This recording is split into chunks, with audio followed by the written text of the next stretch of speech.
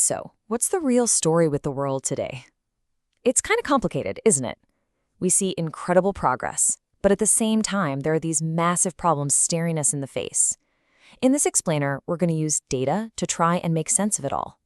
We'll look at how things are genuinely better in lots of ways, still pretty awful in others, but also, and this is key, definitely improvable. Okay, let's just start with a hard truth. Something genuinely awful. Every single minute, around 10 children under the age of 5 die somewhere in the world.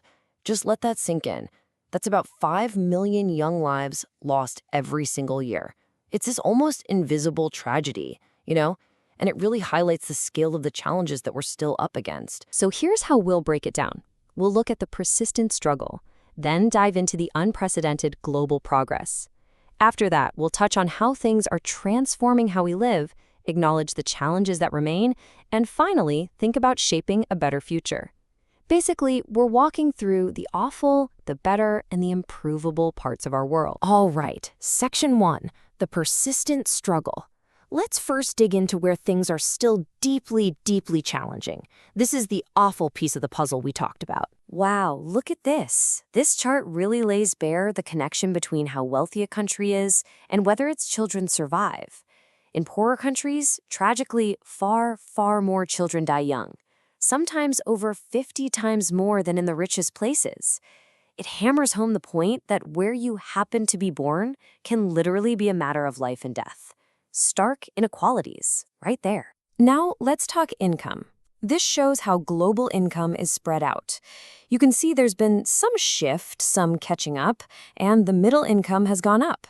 But let's be real, billions of people are still living on incredibly low incomes, while the wealth at the very top is just staggering.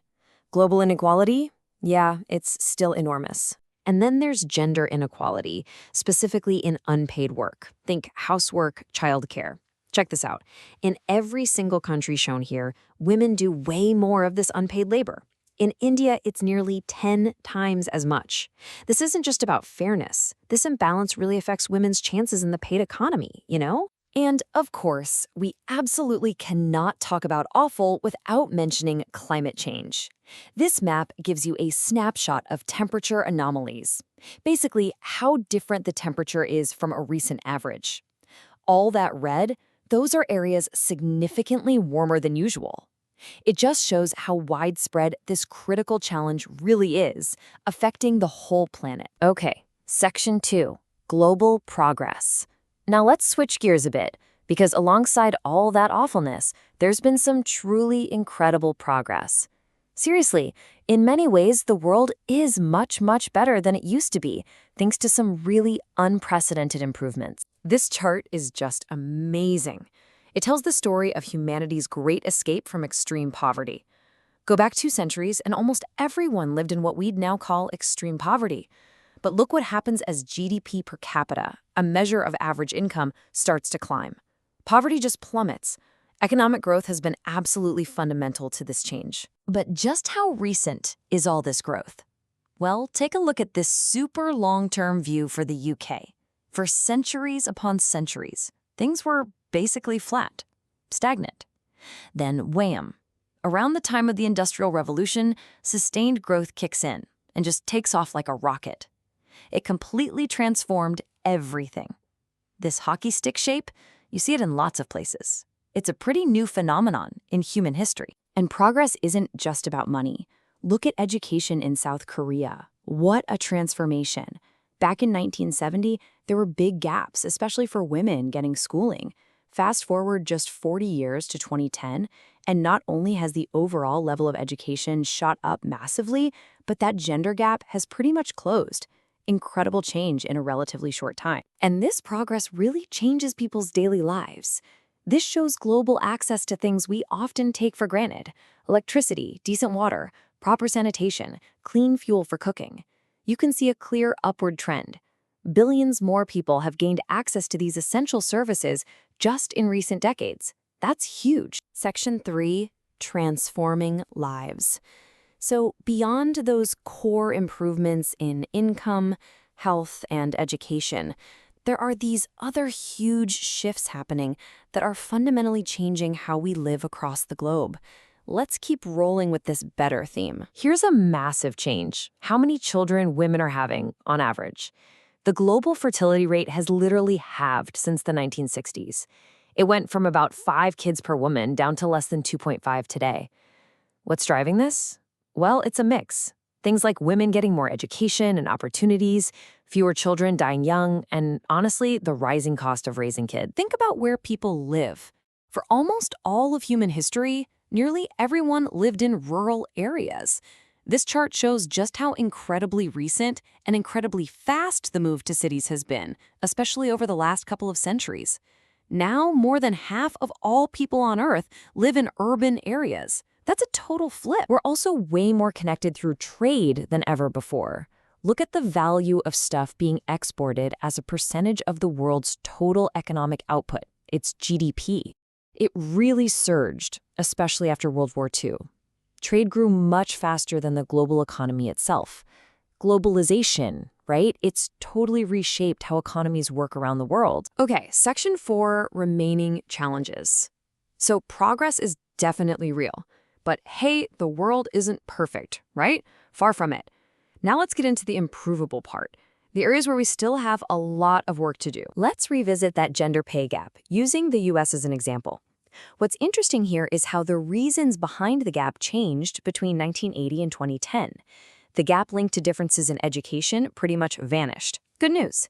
But the gaps linked to the types of jobs and industries women and men work in actually became more important drivers of the wage difference. And there's still this significant chunk that's unexplained, which many researchers think is related to discrimination. So the problem changed, but it didn't go away. What about happiness? Does having more money make you happier?